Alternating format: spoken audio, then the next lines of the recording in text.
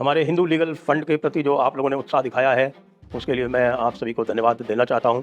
अब इस फंड के कुछ ही दिन बचे हैं, तो आपसे अनुरोध है कि अभी जो हमारा टारगेट था, उसमें लगभग 30% की कमी रह रही है। तो आप जिस प्रकार से अभी तक उत्साह दिखा रहे हैं, उसी को आगे कायम रखते हुए आप स्वयं और आपके आस-पास के जो भी लोग हैं, उनसे आप कहें, क्योंकि ये कुछ दिनों में ये बंद होने वाला है। हमने इसे लिमिटेड टाइम पीरियड के लिए ही जारी किया था। एक बार पुनः अनुरोध है कि इस हिंदू लीगल फंड में आप लोग सभी कंट्रीब्यूट करें और हमारे ग्राउंड पे, फील्ड पे, ज़मीन पे खड़े हुए जो हिंदू कार्यकर्ता हैं, जो हिंदू सिपाही हैं, जो हिंदू युवा हैं, उनको सपोर्ट करें कि वो किसी भी तरह की समस्या में आएँ तो हम उनको लीगली सपोर्ट कर पाएँ। लिंक नीचे डिस्क्रिप्शन में दिया हुआ है। नमस्ते।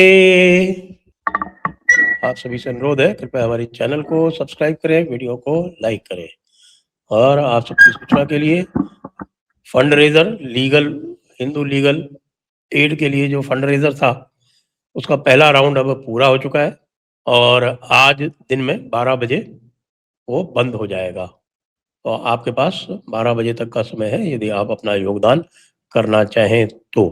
और आप सभी के योगदान के लिए बहुत-बहुत आभार और धन्यवाद।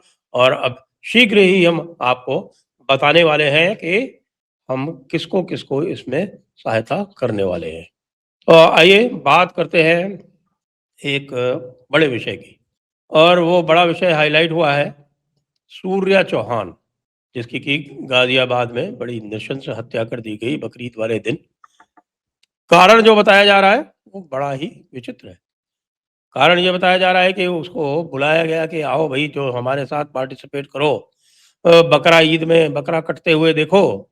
और वहाँ पर सूर्या और उसके 2 मित्र साथ में गए, बकरा उनसे कटते देखा नहीं गया, तो उन्होंने मना कर दिया कि अब हम इसको नहीं देखेंगे, तो फिर उनकी हत्या कर दी गई। हालाँकि दूसरा जो एक इसका आ रहा है विषय, वो आ रहा है इस प्रकार से कि ये बताया जा रहा है कि दोनों, यानी जो असद जिसने उनकी हत्या की और सूर्या में कोई विवाद हुआ, कोई बाइक को लेके या कुछ इस तरह का मामूली सा, और उसमें जो है फरहान ने उसको चाकू दिया और उसने उसको घोंप के और हत्या कर दी। और उसके बाद फिर रील डाली और रील डाल के ये कहा कि भाई देखो, मैंने मर्डर कर दिया है और अब मैं कुछ दिनों के लिए जेल जा रहा हूँ, तो बाकी तुम ध्यान रखना। लेकिन वो जेल नहीं गए। उनकी जो है वो हरकतें जो थी, उन्होंने, भाई साहब ने, असद मियाँ ने पुलिस के साथ भी पंगा लेने का प्रयास किया, पुलिस के ऊपर फायरिंग की, तो पुलिस ने जो आत्मरक्षा में फायरिंग की उसमें वो मारे गए और हूरों को प्यारे हुए। हूरों को प्यारे हुए कि गिल्मों को प्यारे हुए, कि और किसी को हुए, हिजड़ों को हुए, क्या हुए, ये तो कोई खैर कोई और बताएगा। लेकिन ये जब बार-बार यही प्रश्न उठ खड़ा होता है कि भई आखिरकार इनको प्रॉब्लम क्या है? प्रॉब्लम बहुत सीधी-सी है और वैसे मैं बता चुका हूँ, लेकिन अगर आप ये कहें कि पूरी कुरान में से एक ऐसी आयत बताओ जो इस माइंडसेट को डिस्क्राइब करती है, तो वो माइंडसेट तो वो मैं आपको बता देता हूँ, वो सूरत अत-तौबा है। वैसे तो वो पूरी की पूरी जो सूरा है, वो आखिरी सूरा है और जो सिद्धांत है मनसूखियत का, यानी कि डॉक्ट्रिन ऑफ एब्रोगेशन, उसके अनुसार जो भी अंतिम वर्ष है, यानी जो बाद की जो आयत है, वो अगर पुरानी आयत से कुछ उसमें विरोधाभास है, तो जो पुरानी आयत है वो मनसूख यानी खारिज मानी जाएगी, एब्रोगेटेड मानी जाएगी। तो उसके अनुसार जो अंतिम सूरा, अंतिम चैप्टर या सूरत बोलते हैं उसको उर्दू में, तो वो सूरत अत-तौबा है, यानी 9वां चैप्टर, 9वीं सूरत, 9वीं सूरा। वो 9वीं सूरा की 120वीं आयत है और वो 120वीं आयत ये कहती है कि भई यदि आप किसी काफ़िर को परेशान करोगे, हैरान करोगे, उसको कष्ट पहुँचाओगे, तो खुदा जो है इसको बहुत पसंद करेगा और वह खुदा, यानी अल्लाह जो है वो आपके अकाउंट में, वो अकाउंट में एक नेकी लिख देगा। नेकी लिख देगा मतलब आपके अकाउंट में एक पॉज़िटिव एंट्री कर देगा। ये ये कैसे है? जिसका कि ये है कि और उन लोगों ने खुदा की आयतों के सॉरी ये गलत बोल गया मैं, नाइम की 120 है, नवी पढ़ गया लगा था। 120 में पढ़ देता हूँ आपको, ट्रांसलेशन है ये फारूक खान और नदवी का ट्रांसलेशन है कि मदीने के रहने वालों और उनके गिरदोनवा यानी आसपास देहातियों को ये जायज़ न था कि रसूल खुदा का साथ छोड़ दें, और न ये जायज़ था कि रसूल की जान से बेपरवाह होकर अपनी जानों के बचाने की फ़िक्र करें। यह हुक्म उसी सबब से था कि उन जिहाद करने वालों को खुदा की रूह में जो तकलीफ, प्यास की या मेहनत या भूख की शिद्दत की पहुँचती है, या ऐसी राह चलते हैं जो कुफ़ार के गैर गज़ब का बायस हो, या किसी दुश्मन से कुछ ये लोग हासिल करते हैं, तो उसके एवज़ में उनके नामे अमल में एक नेक काम लिख दिया जाएगा। बेशक खुदा नेकी करने वालों का अज्र बर्बाद नहीं करता है। यानी ये आपको सीधे-सीधे ये कहती है कि साहब काफ़िरों को जितना तंग कर सकते हो उतना करो। और इसमें जो है आप देखते हैं कि तरह-तरह की जो हरकतें होती हैं वो इसी से इंस्पायर होके, इसी से प्रेरित होके कहती हैं। और साथ में बाकी और भी हैं, ऐसे तो मैं आपको सैकड़ों बता दूँ आयतें। लेकिन जो आप कहें कि एक आयत कौन-सी है, तो ये एक ही है 9 120, उसके अलावा साथ में अगर आप इसको 9.123 और पढ़ लेंगे, तो आप ये समझ जाएँगे कि साहब की इस तरह की हरकतें क्यों होती हैं। अब इसी के साथ में और भी देख लें आप कि आरफ़ा ख़ानम जैसी जो तथाकथित मॉडरेट मुस्लिम, पढ़ी-लिखी मुस्लिम, वो क्या कहती हैं? वो पाकिस्तान के लिए कहती हैं कि भई पाकिस्तान ने तो अपने लिए इस्लाम चुना था, तो पाकिस्तान के लिए कतई जायज़ नहीं है कि वो सेक्युलर का बिहेवियर करे। वो सेक्युलर बिहेवियर करे, और उसको कतई यहूदियों को यानी कि इज़राइल को कतई भी उसको रिकॉग्नाइज़ नहीं करना चाहिए। देखिए, तो जो इस्लामिक मुल्क है वो इस्लाम का हामी रहेगा, उसको कतई भी किसी भी तरह का सेक्युलर अंदाज़ नहीं करना चाहिए। भारत के लिए कहते हैं कि भारत सेक्युलर देश है, तो भारत को पूरी तरह से इस्लाम का एहतराम करना चाहिए, क्योंकि आप सेक्युलर देश है। यानी चित्त भी मेरी, पट्ट भी मेरी, अंटा मेरे बाप का। तो ये जो है एक ऐसी एक नैरेटिव है जो हमारे आरंभ से नेहरूवियन जो पूरा थॉट था उसने उसको एक तरह से अंगीकार कर लिया, और अंगीकार करके आप ये देखिए कि स्वतंत्रता के तुरंत बाद मुस्लिम लीग को मुस्लिम लीग को अपने में शामिल कर लिया।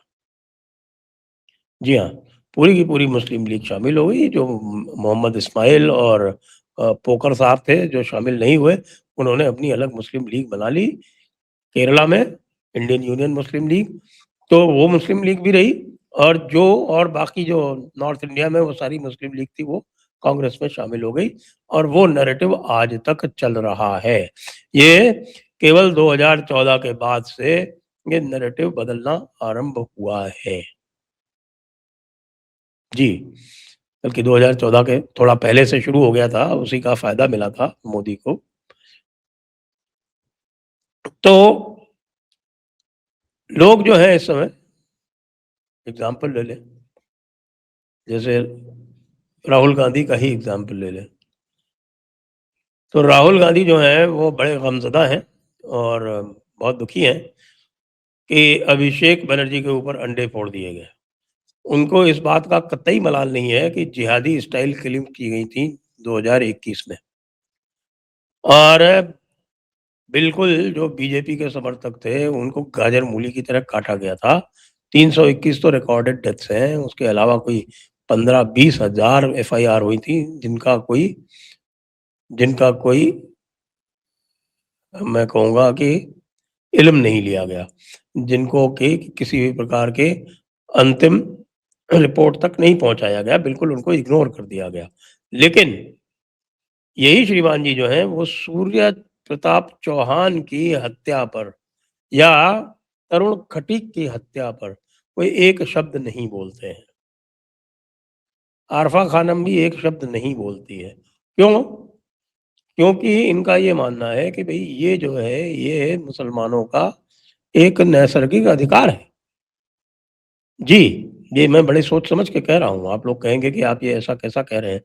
ये भी मान सकते हैं कि भई राहुल गांधी को कुछ पता नहीं है, ही इज़ इनोसेंट, लेकिन उनके साथ वाले जो हैं उनको सब पता है और उनका यह मानना है कि भई ये इनका जो दुश्मन है वो हिंदुत्व ही है, यानी हिंदू होने की जो भावना है वो इनकी दुश्मन है। और यदि इस्लाम जो है वो हिंदू होने की इस भावना को हरा देता है, तो सेक्युलर फोर्सेस की, सेक्युलर शक्तियों की विजय हो जाएगी। इस प्रकार का ये एक बिल्कुल डिस्टॉर्टेड थॉट इस भारतवर्ष में चलता रहा है।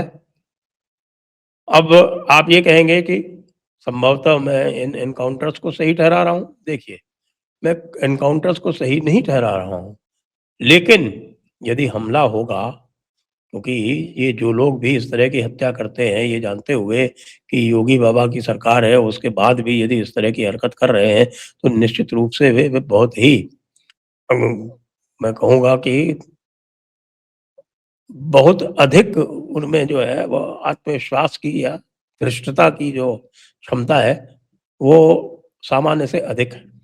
तो इसी धृष्टता में वे फिर वो गलती कर जाते हैं और वो गलतियाँ इस प्रकार की कर जाते हैं कि वो फिर पुलिस के साथ में भी वो सोचते हैं कि साहब कि हम पुलिस को भी मार लेंगे। हम पुलिस के ऊपर भी गोली चला देंगे तो पुलिस आत्मरक्षा में गोली नहीं चलाएगी। वो ये भूल गए कि भई ये अखिलेश यादव की पुलिस नहीं है जो टोपी देख लेती थी तो, या ममता बनर्जी की पुलिस नहीं है जो टोपी देख लेती थी, सारे कानून कायदे भूल जाती थी और कहती थी कि नहीं भाईजान लोगों, आपको पूरा हक है कि आप अपने हिसाब से इस पूरी दुनिया को संचालित करो। अब वो मामला बदल चुका है। वो मामला बदल चुका है और उस मामले की झलक आप देख रहे हैं। ये उत्तर प्रदेश में देख रहे हैं, अन्य स्थानों पर देख रहे हैं, अब बंगाल में देख रहे हैं, असम में देख रहे हैं और कहीं भी इन अकीदतमंदों को अब छूट नहीं दी जा रही है। इनको अब यह छूट नहीं है कि कुरान की 9वीं सूरत को अपने हिसाब से अमल में ले आएँ।